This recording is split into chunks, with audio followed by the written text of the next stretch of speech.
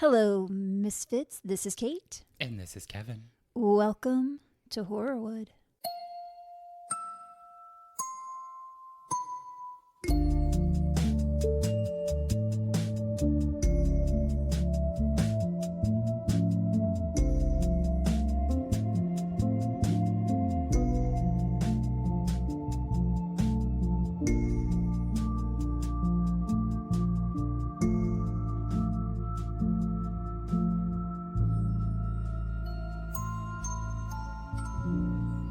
We just have a couple of topics of biz nasty to cover right here at the top.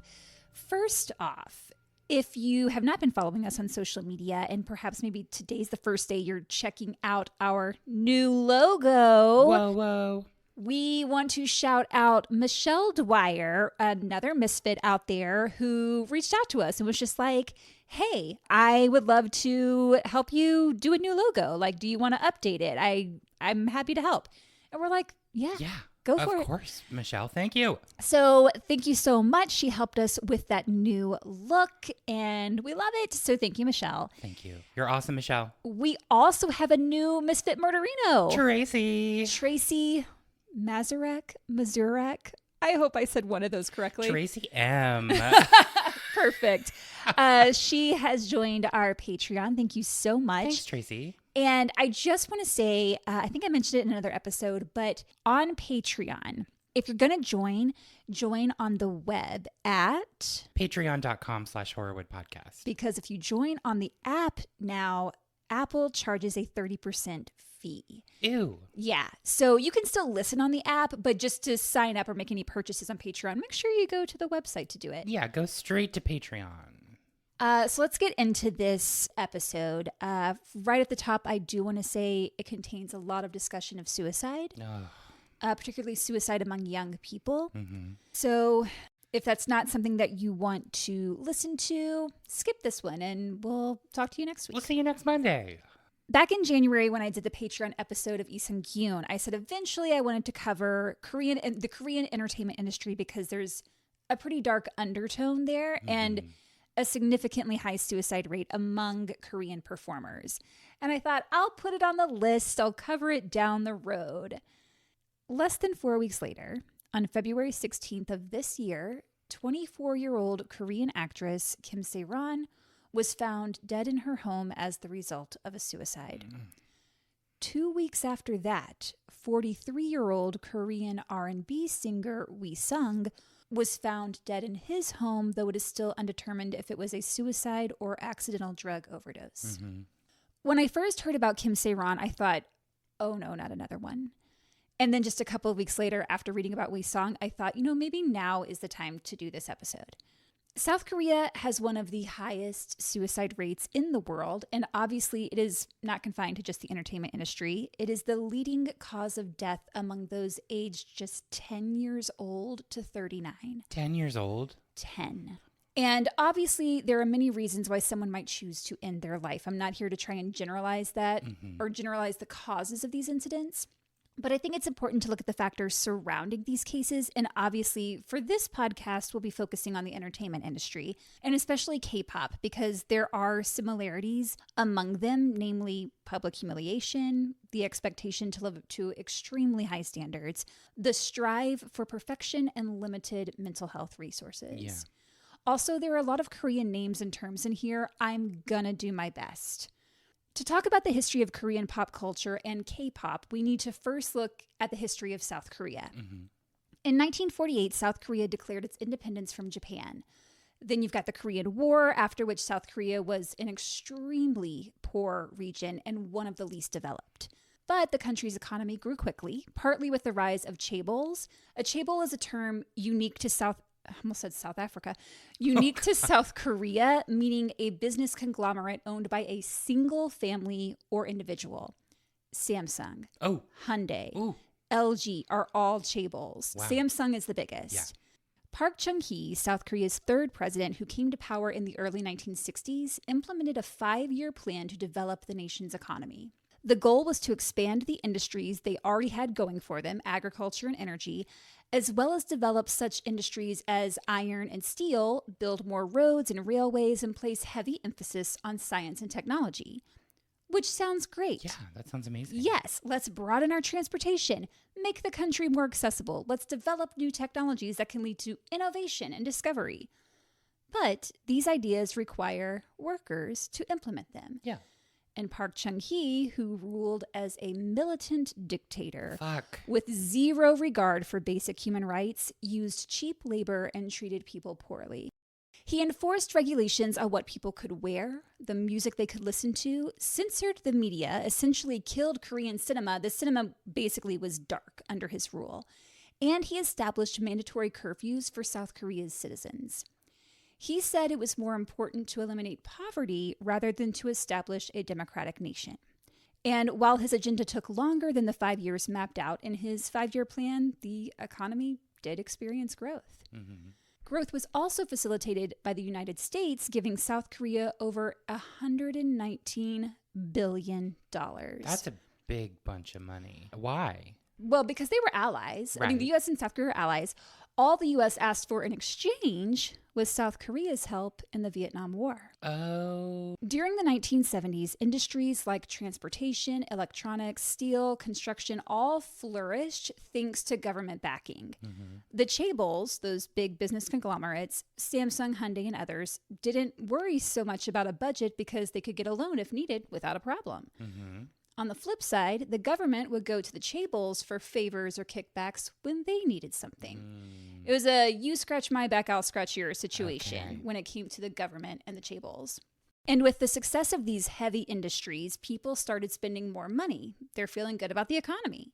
According to George Ogle, who wrote South Korea: Descent Within the Economic Miracle, 10 chaebol families were responsible for 60% of the country's economic growth during this time. Wow. 10 families. Just 10. That's it. If you were a small business owner, you were basically shit out of luck because the chaebols dominated. They got the funding, they had the government support. In 1971, Park Chung-hee was up for re-election, which he shouldn't have been because he'd already served 2 terms, but he got the National Assembly to amend the Constitution and allow for a 3rd term. Mm-hmm. He spent 10% of the national budget on his own campaign, which, if you're trying to achieve economic growth for your country, spending the country's money on yourself is probably not the way to go about it. Not at all. Despite his spending, he almost lost to his opponent, and he said, "Oh, can't risk that happening again." So he dissolved the National Assembly, suspended the Constitution, and declared martial law. He closed universities, censored the media, and attempted to ratify the Constitution to do away with term limits, effectively making him president for life. That's sounding a little too close Familiar? to home. Yeah.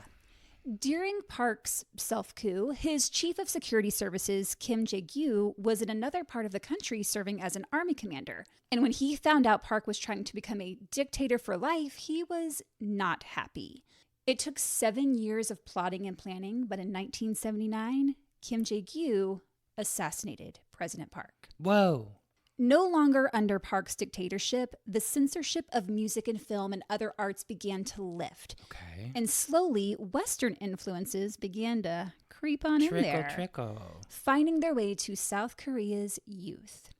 Artists like Michael Jackson, Ooh. Run DMC, Oh. began to push aside the traditional Korean music that had dominated the scene since the days of Japanese occupation, Sure. which was folk music sung in vibrato that, let's be honest, kids and teens are not going to vibe to. The 1980s saw more growth when South Korea hosted the 1988 Summer Olympics in Seoul. This said to the world, hey, check us out, look how far we've come. By 1995, it had gone from extreme poverty to the 11th largest economy in the world. Wow. But in 1997, the Asian financial crisis hit, which originated in Thailand and affected several countries, South Korea included. In a nutshell, Thailand experienced a financial collapse, which set off a market scare internationally. Foreign investors pulled their assets out of the country, reserves were wiped out, and exchange rates dropped dramatically. Wow. And it set off a ripple effect throughout East and Southeast Asia. Mm-hmm. In South Korea, the cracks were showing in the chaebol system. These big businesses were taking out loans to fund expansions within their companies, but they were doing it at a rate that wasn't sustainable. It was all about growth, but they weren't making a profit. Right. The government turned the other way and let the chaebol's loans roll over, thinking there's no way these huge businesses could collapse. But they just kept absorbing more and more debt, which led to numerous bankruptcies and major takeovers, Hyundai taking over Kia being one of them. Okay.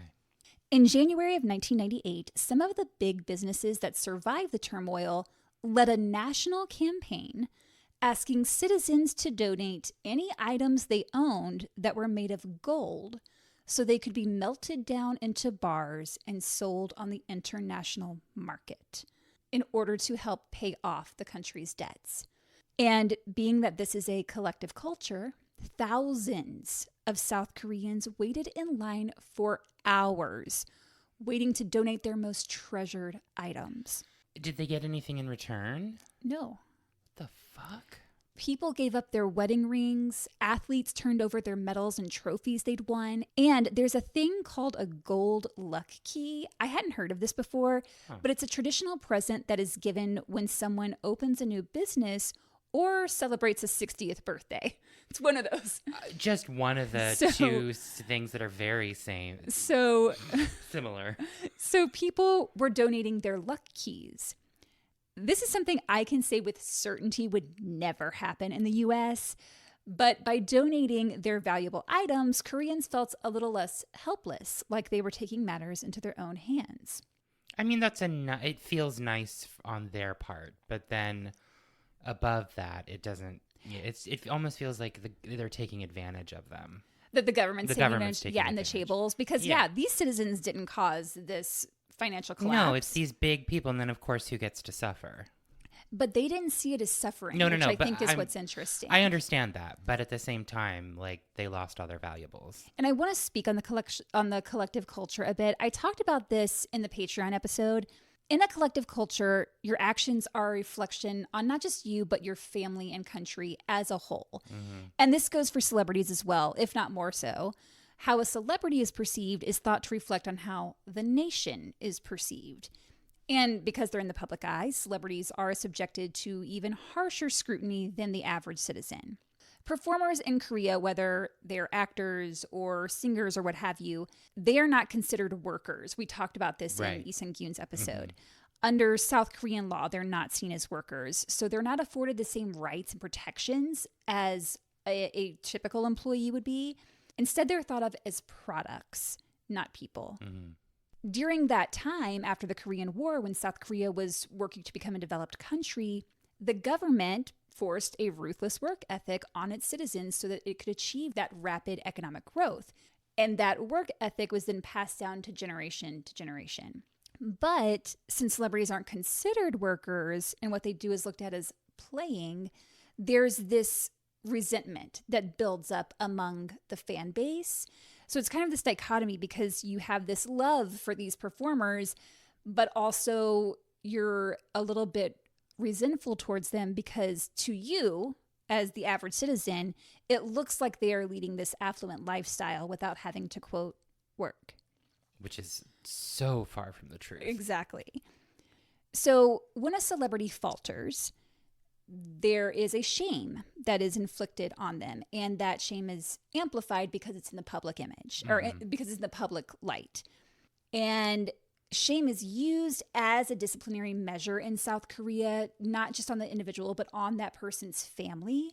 So it's kind of like this ripple effect, which puts an enormous amount of pressure on Korean celebrities to be, quote unquote, perfect, which can take a huge toll on someone's mental health, obviously. There is a stigma in Korea surrounding mental health. So although there are some limited resources, people aren't necessarily going to seek those out because of that stigma. Mm-hmm. And unfortunately, they tend to suffer alone. Oh, that's tragic.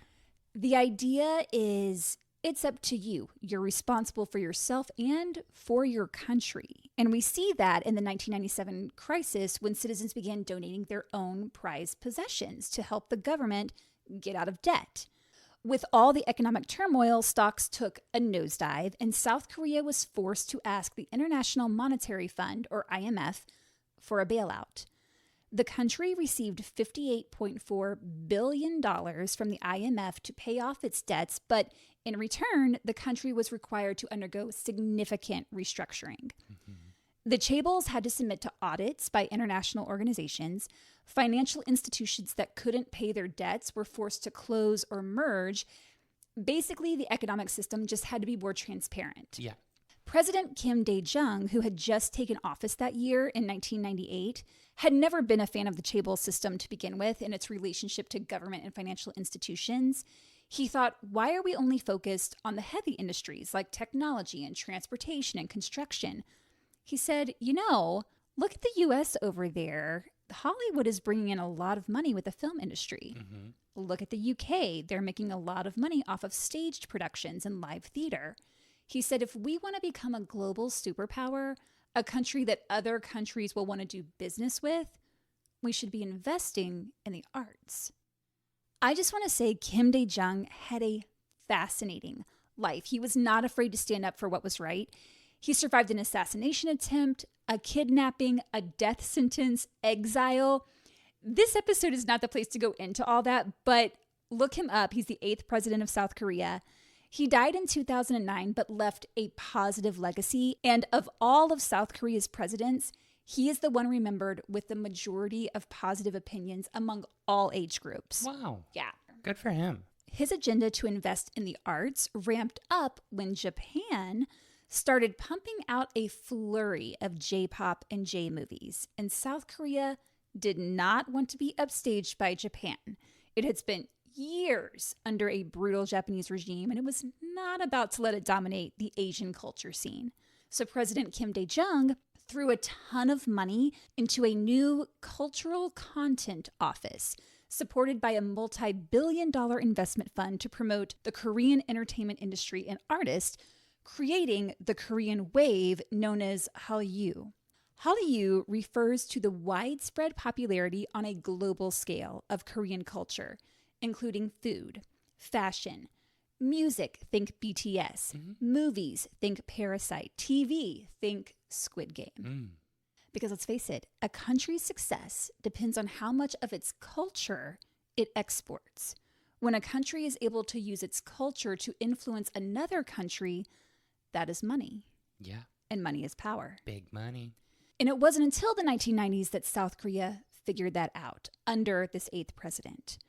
Its first successful K-pop group actually came onto the scene in 1992. Seo Taiji and Boys debuted on a televised talent show in Seoul. They broke away from the traditional Korean music and incorporated American music styles. They wore coordinating outfits, danced a choreographed routine of hip-hop, rapped to an audience that didn't even know what rap was. You can watch their performance on YouTube. The judges of the talent show, all of whom look like they could use a stiff drink or 20. Very buttoned up, very like, they were not impressed. In fact, the boy band received the lowest scores of the evening. Oh, damn. Korean teenagers, however, loved it. They ate it up. They were like, couldn't this get is enough. the newest thing. I love it and I want it. When the band released their debut album, it shot to #1, where it stayed for 17 weeks. Within a month of its release, the album sold over 1.5 million copies. Whoa. Despite their success, Korean mainstream media essentially blacklisted the group. They still weren't ready for them. They were different. What is this hip hop you speak of? What is this rap? But of course, that only made them more popular. Right. Because the old timers are like, Mom, what is this? We don't understand. And the kids are like, you don't get it. Though K-pop was on the rise in the 90s and 2000s in South Korea, it didn't really hit the U.S. until 2012. All thanks to one song. Can you guess what it is? Gangnam Style? Yep, you got it. Psy's Gangnam Style. Within just 2 months of being released, it became YouTube's most liked video in YouTube history at that point. It was the first YouTube video to reach 1 billion views, and to this day remains in the top 10 most viewed videos. Damn. Guess what the number one video is right now? Right now? Uh-huh. It's been number one for a while. Is it a Korean pop song? It does come from a Korean entertainment company. Okay. Rosé? No. I'm going to help you out. Help me. Baby Shark. Do, do, Oh, do, do, do, do. Ah! I love Baby Shark. Yeah, why am I not Baby surprised? Shark. Are you fucking kidding me? Kate, there is a fabulous remix of that song where it's like it takes the kid, it starts out Baby Shark, do do do do, but then it's like do do do, and then it goes into this really big like techno dance beat. Oh, yes, you're feeling the moves. Play it now. No. We would get sued. We'll play it later amongst ourselves. That song came from Pinkfong, which, like I said, is another South Korean entertainment company. During this time in the early 90s, when K-pop was on the rise, a man by the name of Lee Soo-man was developing his own entertainment company, which would eventually become SM Entertainment, one of the largest entertainment companies in South Korea. Wow. The company is listed as, quote, a record label, talent agency, music production company, event management and concert production company, and music publishing house. So everything under one roof. It's a lot of things. Shows a need to control a lot of aspects. Everything. SM Entertainment was established in 1995, and the following year, Yang Hyun-suk, one of the members of COTG and the Boys, he was one of the boys from that hip-hop group, formed YG Entertainment. And the year after that, Park Jin-young formed JYP Entertainment. There are other entertainment companies, but these are the ones we're going to talk about because these are known as the Big Three. Okay. The business model of the Big Three is the same among all of these entertainment management companies. Recruit young people, often around 11 or 12 years old, and train them to become superstars. But it's more than just taking singing and dancing classes. Trainees, as they're called, are locked into long contracts, which are commonly referred to as slave contracts. Oh my God. They drop out of school, move out of their parents' homes, and into buildings owned by their management company. Each room in this dormitory where trainees live is designed for TV and for fans to connect with them. Those who've already debuted as idols often live in these dorms as well. There are rooms set up for press conferences, for live streams. There's an artist floor where trainees and idols go to hang out, but it's surrounded by windows so that fans can watch them from the outside. Ew. It's all about building that fandom. Oh my God. They've really taken this to another level. It's creepy. The Korean entertainment industry places a strong emphasis on accessibility and cultivates these parasocial relationships between performers and their fans. Training programs are often turned into reality television shows as a way to build a fan base before the artist even makes their debut. So you go through a training program, then you debut, and that's like your first big public performance, and then you become a K-pop idol. So they might be in training program for 10 years or more before debuting as an idol. Mm-hmm. Trainees receive singing, dancing, and acting lessons, media training, and must study several different languages so they can communicate with fans from around the world. There is what's called a digital metaverse, a place where fans can meet virtual versions of their idols, so fans can interact with performers basically whenever they want. SM Entertainment launched the band aespa, I'm not sure how it's pronounced, with 4 real members and 4 avatar members. The avatars were given detailed backstories and virtual lives. The chief executive of SM says the reasoning behind these avatars is because, quote, they cannot be everywhere in the world all the time.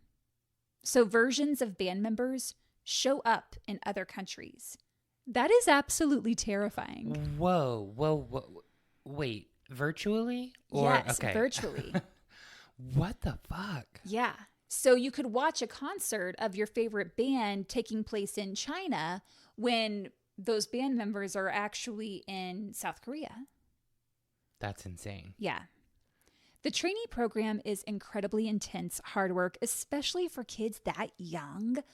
But as Chris Lee, the nephew of SM Entertainment's founder, says, one of the things we tell new talent is that they are representing our country. If you were on an Olympic team, you would have to be trained, and we see no difference. If they want to be the best in the world, it takes a lot of work. And when you're a young kid, the idea of being on TV and having fans can seem really attractive, especially if you're just walking down the street with your parents one day and an agent stops you and says, I think you could be a star.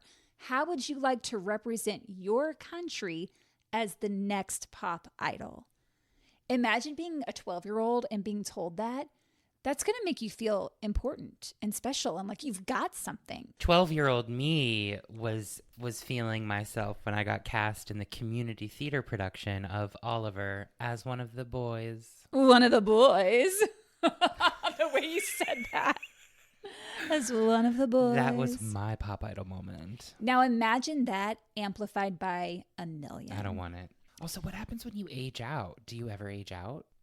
There's not really a thing as that. Okay. In any culture, but especially in one like South Korea where it's about the collective, I think you'd probably feel a sense of honor like, wow, this big entertainment company thinks I have what it takes to represent Korea and become a superstar. And parents are going to be enticed by the idea as well because part of the allure is that parents don't have to foot the bill for all of those singing and dancing lessons. The management company pays for all that training for the time being. Oh, God. So it can seem to parents, hey, here's a way for my kid to have a career, there'll be a huge star, and they'll bring in lots of money. But once those kids move out of their parents' home and are under the supervision of the management company in these dormitories, the company has total control over them. Trainees are told what they can and cannot eat, how to behave. They are not allowed to date because they must always seem obtainable by their fans. They must also be heterosexual, or at least pretend to be. And they must adhere to strict beauty standards. South Korea has the highest rate of plastic surgeries per capita in the world. And it's not just among entertainers. It's so common that plastic surgery procedures are popular graduation gifts for teenagers. Think about that. I don't love it. I know I've had friends in the past who have had parents offer them like plastic surgery as gifts if they wanted it. I don't know how that would make me feel bad and terrible. If you were to be offered that, Kate, would you take it? As I've said before, like I don't have a problem if you want to, same. Get plastic surgery. If you want to change your body and make it better for yourself, do it. It's whatever makes you feel good. It's not for me. Yeah. And I think especially on children, what's scary is that it's so common there. Yeah. That it's not necessarily like, oh, I need to have this thing done. It's, oh, when can I get this thing done? Yeah. Does that make sense? It's already ingrained that you're going to get this thing done. Yeah. Because the standard is so set. Mm-hmm. Whoa. Yeah. The most common procedures include double eyelid surgery and making the nasal bridge more pronounced and less flat. Okay. It's also important that idols have light skin. In addition to the racism from Western culture, the emphasis on having light skin comes from the customs of nobility in East Asia and Europe. If you had light skin, it meant you had the privilege of not having to go out and work in the sun all day. So it was a sign of status. Korean media will sometimes edit the photos of idols to make them appear lighter skinned. The pressure to appear lighter skinned can lead to the use of dangerous skin bleaching creams. Idols must also maintain a slim figure or face harsh criticism, particularly for the females. The females definitely have it way worse than the males. They train constantly and are practically starved to the point where they're passing out on stage. Momo, a singer for the band Twice, which was formed by JYP, one of the big three, said that before the band debuted, the company forced her to lose 7 kilos. That's about 15.5 pounds. To do this, she trained excessively every single day and for an entire week ate nothing except a single ice cube. That's unhealthy. That's so unhealthy. You think? That's so unhealthy. Here's your ice cube. Oh my God. Eat up. Bon appetit. Bone apple teeth. Bone apple teeth. Female idols are highly sexualized but expected to appear childishly innocent. No. And there's a term for this in Korea called aegyo, A-E-G-Y-O. They are trained to be polite almost to the point of being meek. Male idols are granted a little more liberty here. They can have a little bit more character, but are still encouraged to be polite and sensitive, and in terms of looks are expected to appear rather androgynous. These slave contracts would last for years, 13 years or longer. So that's your entire adolescence into adulthood. Mm-hmm. So what happens if, let's say, you decide after being under contract for a few years, you think, you know what, this is not the life for me. I don't want this anymore. I want to break my contract. Well, you'd be fined anywhere from 100 million to 150 million won, which is around $70,000 to $100,000. It's a lot. But let's say you stick it out. You go through 13 years of rigorous training. There's no guarantee you'll be successful. There's no guarantee you will debut or become an idol. So it could have all been for nothing. Let's say you do become an idol. You're performing, you go on tour, you make it to the Grammys. You're probably rolling in cash. Wrong. Yep. Because all those years of training where your management company footed the bill, well, now you have to pay them back for those singing lessons and acting lessons, the media training, the living expenses, the wardrobe. So your paychecks go to your company, not you, not your family. And it could take years of performing and selling albums before your debt is paid off. And for those who didn't make it as an idol, there's still a debt to pay. But since they had to quit school in order to go into the training program, it's pretty tough to find a job. So you face immense pressure no matter whether you succeed or not. The control these management companies have over young, impressionable kids has fostered a string of both physical and sexual violence within the industry. According to two members of the group The East Light, the slightest mistake meant getting beaten with a baseball bat. Oh my God. Or having guitar strings tied around their necks. And it all started before the boys had even turned 13. Sexual abuse seems to run rampant throughout the Korean entertainment industry. Jang Seok-woo, the CEO of Open World Entertainment, was charged with sexual harassment, drugging, and raping at least 10 female trainees, many of them underage. He even coerced male idols to participate in the abuse against the females. This abuse went on for years.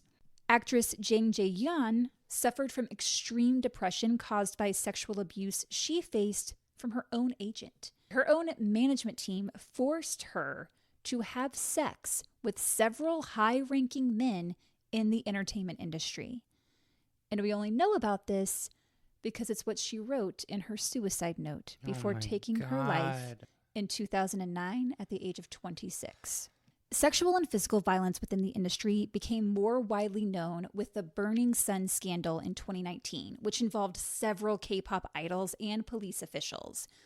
Burning Sun is a nightclub in Gangnam, and it was here that multiple celebrities, including idol Seungri of the popular boy band Big Bang, drugged unsuspecting females with GHB, then filmed themselves raping the unconscious women and shared those videos among themselves. When a man tried to intervene and save a woman who he saw being assaulted at the club, staff members called the police on him, and he was the one arrested. What the fuck? Police officials colluded with the celebrities, recruiting sex workers, sometimes underage, to be offered up to potential foreign investors at the club. These VIPs would pay thousands of dollars to those who provided them with young females. As the Burning Sun scandal was starting to come to light, a journalist was working to expose those involved, and one name she was missing was that of the police official who had been part of a chat group with Seungri and the other idols. In that chat group, these guys shared messages about the girls they abused, as well as the videos of them raping them. One of the idols involved was Choi Jong-hoon, who was friends with a female idol named Gu Hara. Hara played a big role in getting information from Choi about the scandal, including the name of that police official. She also encouraged Choi to turn himself in. Hara wanted to do anything she could to help the victims and to prevent this kind of abuse from happening again, because she herself had been filmed without her consent by her own boyfriend. It all started when Hara had had lunch with a male acquaintance. Her boyfriend, hairdresser Choi Jong-bum, became extremely jealous. So in the middle of the night, he broke into her house while she was asleep and began an argument that quickly turned to violence. He then called the police on her. The incident became public knowledge, with both of them posting their injuries to the internet so each could share their side of the story with the public. Now, keep in mind, she is an idol and a very successful one. He is not. So his reputation, it's not as on the line as hers is. A medical exam revealed the following injuries to Hara: uterine and vaginal hemorrhage, cervical sprain, facial contusions and sprain, lower leg contusions and sprain, and right forearm and additional sprains. To try and keep her quiet, Jong-bum threatened to release a sex video he had filmed of the two of them without her consent. Hara filed a lawsuit despite lawyers urging her to remain quiet to avoid public backlash. But she was like, hell no, I'm going to speak up about this. He can't just get away with this. Yeah. Because he knew that if he released that video, her career was over. Right. The charges against Jong-bum meant, of course, that the public became aware that there was a sex tape. And because of the strict moral code idols are expected to adhere to, the harassment Hara faced online was ruthless. So she wasn't going to win either way because it was going to come to light that this video existed. She pleaded with fans online to please have some empathy for those going through depression or going through these kinds of situations. But on November 24th of 2019, Hara took her life at the age of 28. Her death came just 1 month after her best friend, an idol known as Soo Lee, died by suicide. Soo Lee was a successful singer and actress who didn't conform to Korea's conservative societal standards. She was a feminist. She was outspoken. She had a boyfriend, big no-no, and the two were open about their relationship. She was sometimes photographed where you could tell she wasn't wearing a bra. And when she'd get hateful comments online about it, she just said, look, bras are uncomfortable. Like, who cares? Exactly. Yeah. She said and did everything that idols weren't supposed to do. And she got a lot of hate online about it. She pleaded with her management company, SM Entertainment, on several occasions to take action against the cyberbullies. But it got to be too much. And on October of 2019, she died by suicide at the age of 25. I was talking with Matt about this episode and the pressures put on Korean performers. And as we were talking, he said it reminded him of a book he read recently. And I thought we should be recording this. So we did sit down and discuss a little bit of what we were talking about here. So I'm going to play it for you. So can you talk a little bit about the Malcolm Gladwell book, Revenge of the Tipping Point? I've read Tipping Point like years ago, but I haven't read this one. Yeah, so I just read it a couple months ago when I was in Japan, actually. Mm-hmm. And, he had wanted to write a sequel to The Tipping Points, and then this ended up being kind of a sequel, but then going into some new territory. And when you told me about, the kind of epidemic of K-pop performers who were committing suicide, it made me think of this book because so much of what he's talking about is in this Revenge of the Tipping Point, how communities and social structures influence behavior in ways that you might not think it would. And that's what's really fascinating. And especially with monocultures, he talks a lot about epidemics and how epidemics love homogeneity, love monocultures, love situations where there is not much diversity. And that applies to, I think, a lot of different structures in the world, but specifically with humans, when there's not much diversity, it allows for epidemics of behavior as well as disease, as well as, thought processes to, I think, run rampant. Yeah, and I think we certainly see that in South Korean entertainment because it is a homogenous culture, a collective culture. And what I thought was interesting that you brought up was that in the book, Malcolm Gladwell discusses a particular high school in California. And I thought it was a great comparison just to kind of give another example of this type of culture and how it can foster this epidemic that we're talking about. Yes. So in the book, he talks about this town called Poplar Grove, which is not the real name, but it's a town with very high achieving students and sports teams. Every parent wanted their student to go to this high school. Sure. And as the researchers did more work on learning about how this suicide epidemic happened at this high school, there were some really interesting things that they started to discover. One was the homogeneity of the city itself. There were no rental units. There were no condominiums. It was all homes of a certain price point and price level, which I think denoted the level of wealth that these parents had, and then also the pressure that I think these parents were putting on their children to succeed. And because you had this very homogenous group at the school, you didn't have the small cliques and the small groups of diverse student populations that kind of work as a stopgap against some of these social diseases happening. So it was a very fascinating case study that I think has a lot of overlap with what you're talking about. Yeah, and this is a real school. This is something that did happen. There were 4 suicides just in the course of 7 months. And that school, it had a higher suicide rate than the national average. That is insane. It was unbelievable. And what's also kind of unbelievable is I think the progression that happens with the parents in that community, or just the community in general. And, it's happening with other issues in our country right now too, where it's like the first event is shocking. The first suicide is shocking. The second one is really concerning.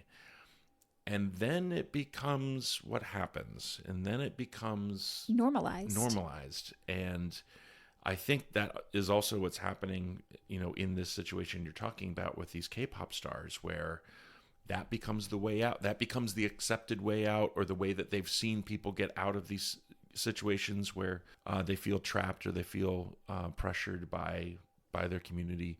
It's really interesting to look at the social structures that kind of allow this to happen. And you mentioned that you were in Japan while you were reading this book, Japan also being a collective culture. Can you just talk a little bit about your experience while you were there and what you saw of that? It's really interesting in a culture like Japan, where it is a place where people have a lot of pride in their community. There is a very strong sense of social structure and honor for your family, and it shows up in interesting ways. I think it shows up just in terms of walking on the sidewalk. You will not find trash or litter anywhere. In fact, you won't even find trash cans in most Japanese cities, because that's just part of their culture. They all agree that this is not something we do as a people. Furthermore, you won't find people drinking coffee or having any kind of food on public transportation. That's also something that, and I would argue, look, those are kind of great things. Yeah, there are parts of that where it's like, that sounds really nice. There's like this sense of respect for your fellow human being. It's just weird how it can flip. Yes, and there's a dark side to that, that I think, you're talking about in this episode. That kind of social pressure goes both ways. Yeah. It can result in some awesome things that make for really wonderful communities, but it can also do a lot of damage.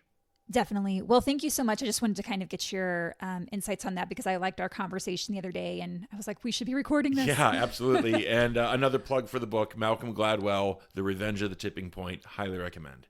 Awesome. So I just thought that was really interesting. Yeah. And I mean, that's the thing, like, you see good things about that type of culture, but it can go dark very quickly. Very fast. And, South Korea was successful in what they tried to do, in that they wanted to push their culture onto other countries. K-pop's influence on Western culture is undeniable. Oh, 100%. Several artists have done collabs with K-pop idols. Psy with Snoop Dogg, BTS with Halsey, Blackpink with Lady Gaga, Blackpink with Dua Lipa, Blackpink with Selena Gomez. The list goes on. I do love Blackpink. I mean, they're great. They're one of the They're biggest fabulous. female bands in the world. They are one of the most successful female groups of all time, becoming the most streamed female group on Spotify, which earned them a Guinness World Record in 2023. That's amazing. And that same year, King Charles named them honorary members of the Order of the British Empire. Jesus Christ. Like, what? Okay, let's cool our tits here, okay? If you watched the Oscars this year, you saw Lisa from Blackpink perform in the James Bond medley, and she also stars in the current season of White Lotus. So it's safe to say South Korea has been hugely successful in exporting its culture to the rest of the world, making it a global superpower. So have things gotten any better within the industry in terms of how stars are treated? Yes and no. Yes and no. Okay. After several lawsuits filed by performers against their own management companies, the Fair Trade Commission ruled that the lengthy and unfair slave contracts be reduced by 3 years and also reduce the fines performers would have to pay should they choose to break their contracts. Yes. Okay. But as we've just seen with Kim Se-ran and Hui Sung, the two performers I mentioned at the top of this episode, the pressure to be perfect is still prevalent in the industry. Yeah. Kim Se-ran started her career as a child model and then became a successful actress.